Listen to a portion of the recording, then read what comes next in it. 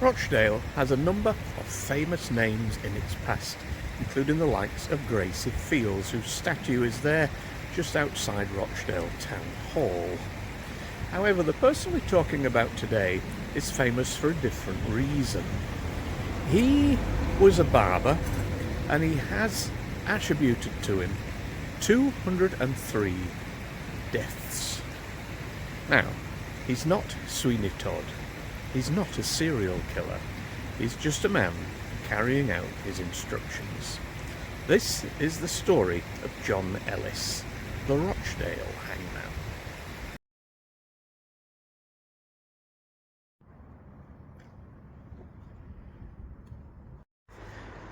Hey everybody, Matt back with you. Hope you're okay and welcome to the dark side of the moor. And today we're bringing you the story of John Ellis, who at the turn of last century became a very, very well-known name because for nearly a quarter of that century he was kind of the main executioner of prisoners, and he executed some very famous names. But perhaps most importantly is his story of what happened after he finished, because he retired after 24 years as an executioner and essentially had a mental health breakdown and sadly took his own life in the end as well. And of course back then it was a very taboo subject. In fact, it was illegal in a way. So what we're going to do, I'm going to give you now a little introduction to John Ellis and what his story is. I'm going to take you to some of the early locations linked with him. I've then got a wonderful clip from 20 years ago from TV of a documentary of John Ellis's, I think, grandson or great-grandson, who didn't know anything about his famous relative. And then, we'll show you John Ellis's final resting place.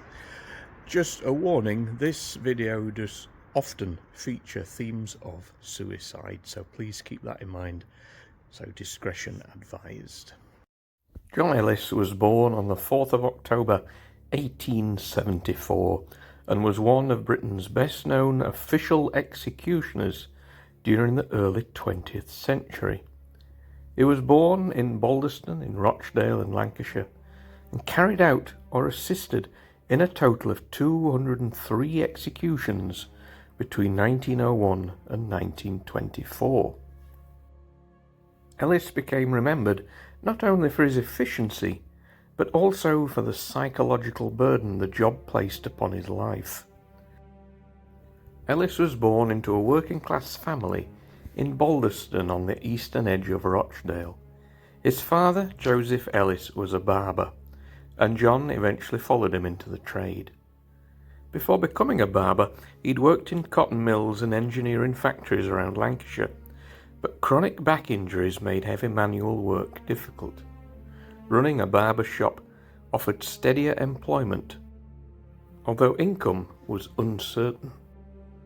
In 1901, Ellis applied for the role of executioner and attended training at Newgate Prison and was accepted onto the official list.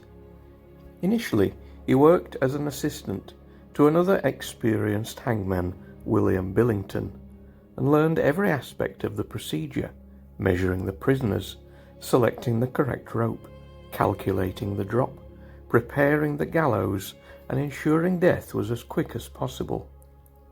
Executioners are expected to work with precision.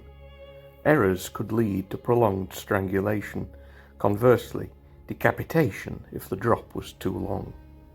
Ellis developed a reputation for being calm, meticulous, and professional.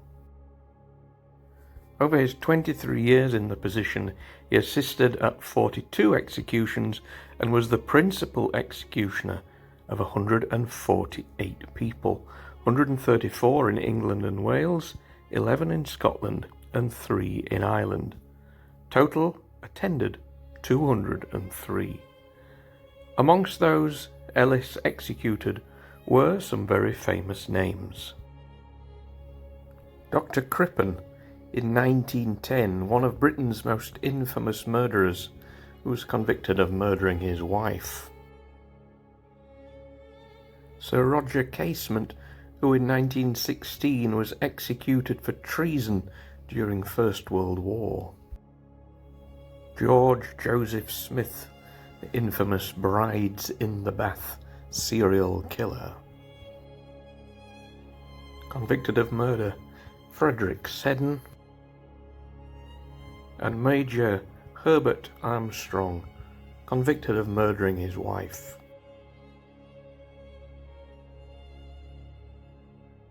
Susan Newell, child murderer and the last woman to be executed in Scotland. And Edith Thompson, who was found guilty of murdering her husband. It is in fact the Edith Thompson execution that has become inseparable from Ellis's story. In January 1923, Thompson and her lover Frederick Bywaters were convicted of murdering her husband. Public opinion was deeply divided, and many believed Thompson should not have been executed because she had not physically committed the killing. On the morning of the execution, she reportedly became almost completely incapacitated and had to be supported or carried to the scaffold. Accounts and later historians differ over details, but there is broad agreement that the execution deeply affected Ellis. Some records state that Thompson may have miscarried during the execution. For decades it has been widely claimed that the execution went catastrophically wrong, but modern historians have questioned several of the more sensational stories. Even so, Ellis himself later indicated that hanging women was particularly distressing, and that this execution haunted him. Ellis resigned in 1924. Officially no single reason was given, but several factors likely contributed. Emotional exhaustion, constant public scrutiny, declining health, and the pressure of balancing the executions while still running his barber's business. Although many accounts link his resignation solely to Edith Thompson's execution, he did carry out several executions after hers, suggesting the decision resulted from psychological strain rather than one event alone. But what job can an executioner do next? Retirement proved difficult, and his business declined during the economic depression. So Ellis attempted some unusual ventures, including appearing on stage in a play about Victorian murderer Charles Peace and playing the executioner himself. The production failed. After that, he toured fairgrounds, displaying the hangman's scaffold and explaining execution methods to paying audiences. Many people considered this morbid, whilst others viewed it as historical education. Without the structure of his former work, Ellis's mental health deteriorated. He drank heavily and suffered severe depression. In 1924, he attempted suicide by shooting himself in the jaw, but he survived. But since attempted suicide was then a criminal offence, he appeared before Rochdale Magistrates' Court, where he was bound over rather than imprisoned. However, on the 20th of September 1932, after another period of heavy drinking and domestic distress, Ellis used a barber's razor and cut his own throat. This time, he died, aged 57. The coroner concluded that he had been of unsound mind. His death cemented his reputation as perhaps the most tragic of Britain's official executioners. Accounts from governors and colleagues described Ellis as quiet, polite, compassionate, conscientious, and deeply private. And those who knew him often remarked he seemed uncomfortable with his role, despite performing it with great professionalism. John Ellis remains one of the most studied executioners in British history because his life illustrates the psychological cost of carrying out state executions. While some early accounts may have overstated the role of individual executions in his decline, historians broadly agree that years of repeated exposure to death, combined with financial hardship and alcohol dependence, contributed to his tragic end.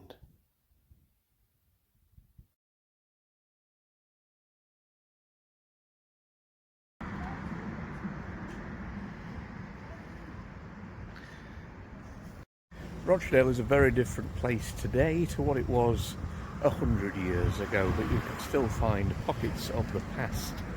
We are now about to go on a 1.5 mile walk outside of Rochdale to Balderstone, where all of the locations we need today are to be found.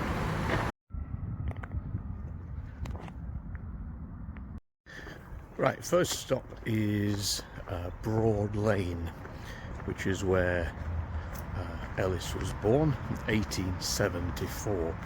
I'm not sure if it's been rebuilt since.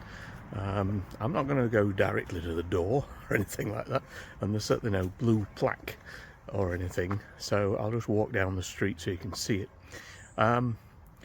Rochdale is easy to tell if you're in Rochdale because everything is pretty much red brick, and that's because of the clay bricks that were made here on an industrial scale 2 centuries ago, so that's why you see so much red brick. But yeah, let's walk down Broad Lane, which is where John was born.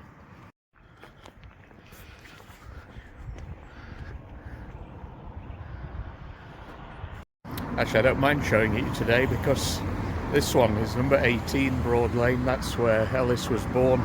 As you can see, it's currently all smashed up and abandoned, which is a little bit of a shame, but that's why I feel okay to show you it.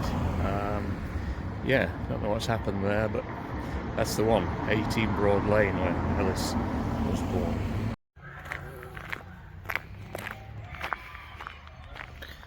Right, now we're walking through Balderstone Park, and at the opposite end of here is a place called Queen Victoria Street, and that was the location of Eagle Mill, and that is the mill that Ellis started work at and then found out his back just wasn't up to it. And believe me, I know exactly how that feels. So yeah, after he'd decided that the mill life was not for him, he then moved to the barber shop. Now, I don't think there's anything left of Eagle Mill, but we'll walk down the street and just see if there is anything, maybe a notice board saying it was there. But yeah, this all looks quite new, so I'm guessing this could well be the location of the mill itself.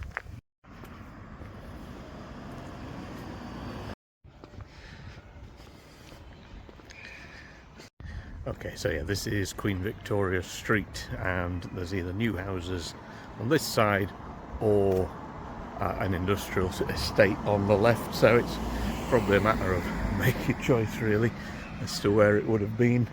That wall across there does look older than the rest, but yeah, I think what was Eagle Mill is long gone.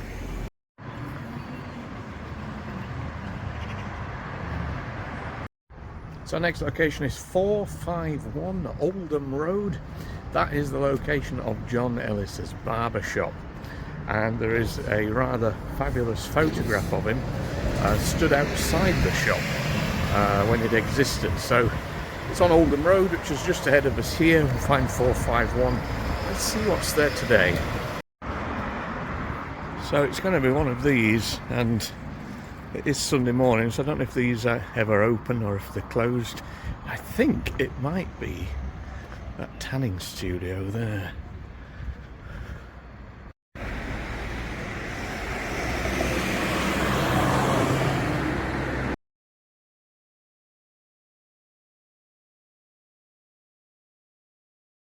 Right, so I'm now on the nearly 2 mile walk to Rochdale Cemetery to look for John Ellis's final resting place. As I head there, this is the video I was talking about earlier. It's from a 2005 programme called The Executioners. It's about a 5-minute clip, and it is of John Ellis's grandson, I think, finding out exactly who his famous relative is. And he didn't know about him because his mother never spoke about him. Yeah, I think it's quite a powerful clip. See what you think, and I'll see you at the cemetery. But could any amount of training prepare a man to live with death? It would depend on the man.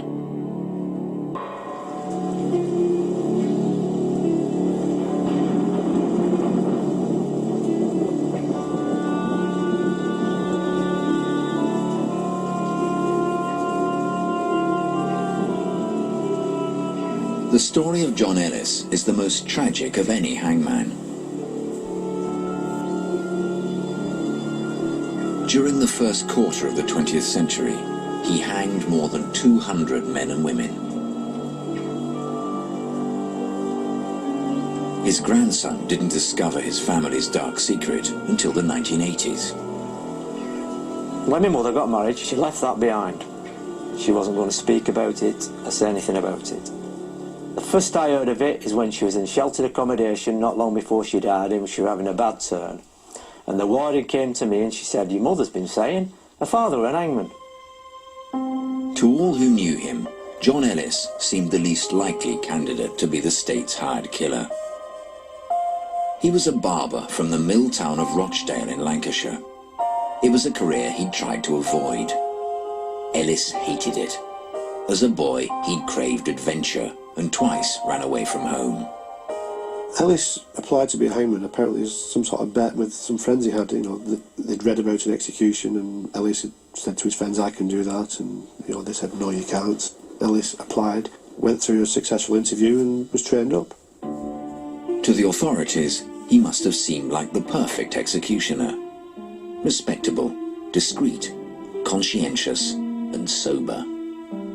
And he quickly became the country's senior executioner, putting away, as he described it, a succession of Edwardian England's most infamous murderers, including the notorious Dr. Crippen. A prison commissioner once described him as the coolest and most self-possessed executioner ever known. Ellis was no hypocrite. He believed in capital punishment.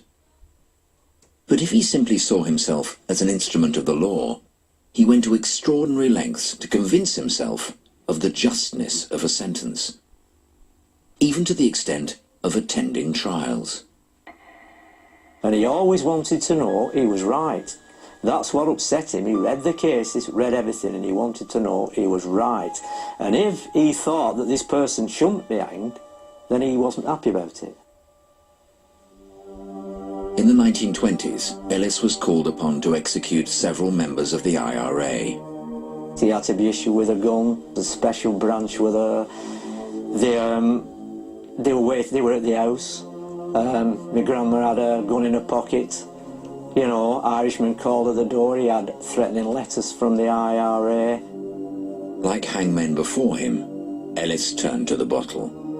He'd get off the tram at the bottom, call the dog and partridge, get a bottle of whiskey and drink the bottle, full bottle of whiskey before he went in the house. This chap was practically teetotal early on in his career. As these records show, the hangman had begun to make mistakes. Two executions late in his career unnerved Ellis more than any others. The first of those was the 18-year-old Henry Jacobi.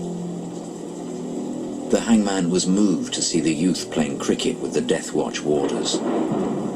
I saw the poor lad the day before his death. He was nothing but a child. It was the most harrowing sight I ever saw in my life, and I had to kill him the next day. He was quite affected by it. I think he was reported as being in tears in the governor's office after he carried out the execution. I think it really upset him. But the worst was yet to come with Edith Thompson. Convicted on purely circumstantial evidence of murdering her husband, Ellis sincerely believed she'd be reprieved. He was wrong. when she had to be dragged in a stupor to the gallows, and the effect of hanging a woman affected Ellis quite badly. The execution was a ghastly spectacle. Practically unconscious, it took 4 men to support her on the scaffold. And as soon as it was over, sinister rumours began that Thompson had miscarried on the drop. Whatever the truth, Ellis soon resigned. He'd had enough. He was suffering from depression, nervous trouble, drinking too much. 5 months later, John Ellis tried to kill himself. He tried to shoot himself in the throat. The gun must have jerked and splintered his jawbone. But if the terrible strain of the hangman's duties had led Ellis to despair, it didn't stop him revisiting them. In 1927, he appeared in a play as the executioner William Marwood. For the first time in 60 years, the British public would have a chance to see a real executioner going about his business. On his first appearance, the crowd burst into spontaneous applause. Ellis was only on stage for 1 minute. He didn't speak a single word. But the media reaction bordered on the hysterical. Ellis was unrepentant, arguing there was no pension for the hangman and that he had to earn a living. He's had to go back to the scaffold because it's like a joiner or a plumber. It's the only thing he knew. When somebody came along and said, oh, well, we can earn so much money doing a show, and offers were made to him, the only thing he had was what he'd always done. But Parliament called it a demoralising spectacle. And although the Home Secretary claimed he had no power to interfere, the play closed within days. I mean, that was a disaster, which brought a lot more pressure on him. He put a lot of his own money into it. He got a bit of flack of trouble at home because the scaffold at one time were in his yard. So John Ellis took his scaffold on the road in the most unlikely fairground attraction of the 20th century. For 6pence a time, Ellis was about to reveal the secrets of the death chamber. He used a contortionist to drop through the trap. He just went all around the country, Brighton, Seaside Resort, Fairgrounds, Yorkshire, all over, just giving demonstrations on how an execution was performed, which most people haven't seen. The public loved this macabre spectacle, but Parliament didn't. Once again, the Home Secretary confirmed he had no power to stop Ellis. Ellis did the job for him. He had made no plans to commit suicide. He'd arranged to attend a function the day after it happened. And according to my mother, it just appeared as he'd just suddenly gone mad. Wielding his barber's razor, Ellis threatened to behead his wife and daughter. My mother locked herself in the kitchen, and my grandma ran out to the house for her son, who lived nearby. As they came running back, he was stood at the front door with a razor in his hand. Ellis turned it on himself. The wounds he inflicted almost decapitated him. As a man, he was tragic, the way he went. There's an old saying that the worst thing you can do with a man is hang him. And the next worst thing is to make him an hangman. It was a bad thing.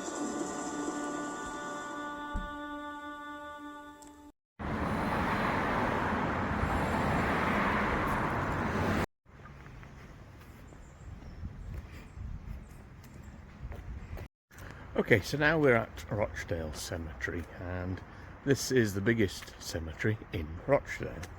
And we have done a couple of films from here before. Covered the grave of Lofty from It Ain't Half Hot Mum, and also a look at the Rochdale Pioneers. We saw the sign earlier where cooperation began. So I have been to John Ellis's grave before, but it's not in my head exactly where it is.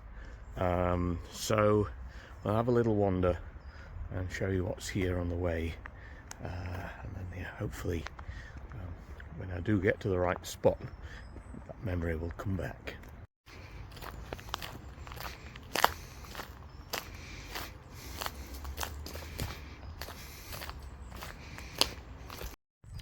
Okay, so I have found it, but just at this moment in time there is a family tending to a grave almost right next to it, tending to their family grave. So it's not appropriate for me to go and film it just yet. I will return to it shortly. But one thing really stood out in the video from 2005, and that was the grandson saying he had no idea about John Ellis, his grandfather. Now, admittedly, for his mother, there would have been a lot of trauma attached to what happened to her father, basically killing himself. But that line really stood out, the whole he didn't know anything about it. And I wonder if it's because he was an executioner, or it's more likely because his grandfather committed suicide, and that kind of thing wasn't talked about at all back then. It was seen as, I guess, almost shame. And it rang true a little bit for me, because when my grandparents passed away, we inherited obviously a lot of photographs, and we're going through these photographs, and one person kept appearing in the background, or on photographs, family photographs, and I'd never seen her before. And when I asked who it was, I found out that that was a sister of my grandma, who had committed suicide and hung herself in a barn in Midgley. And a similar scenario there. As soon as she did that, apparently back in, I don't know when it was, maybe 1950s, her photograph was removed. You know, these family photographs were taken down, and she was never spoken about again, which is just horrendous. I can't remember her name now. That was the only time she was ever mentioned, and I've not seen those photos since. I don't know if they exist, but you know, that's another story for me to perhaps look into sometime. But how awful that, you know, she was obviously going through some horrendous things, couldn't talk about it, committed suicide, and is then immediately forgotten about. And that's just one story. There will be many, many stories from that time that are similar, and I feel John Ellis's is the same. I don't think it's because he was an executioner that his story was within the family omitted.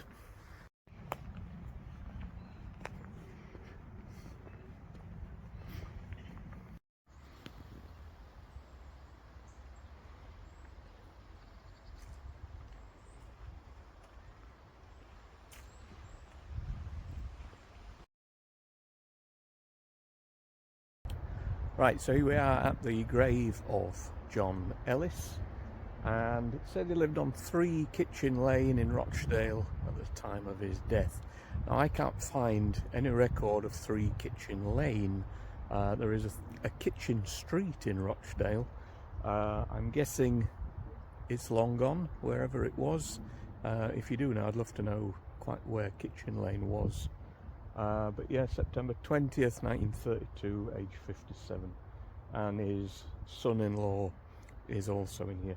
There is a name on the other side, but it's got like a plant container on it, and I'm not moving stuff to look at it. So, but yeah, there we go. John Ellis, the executioner.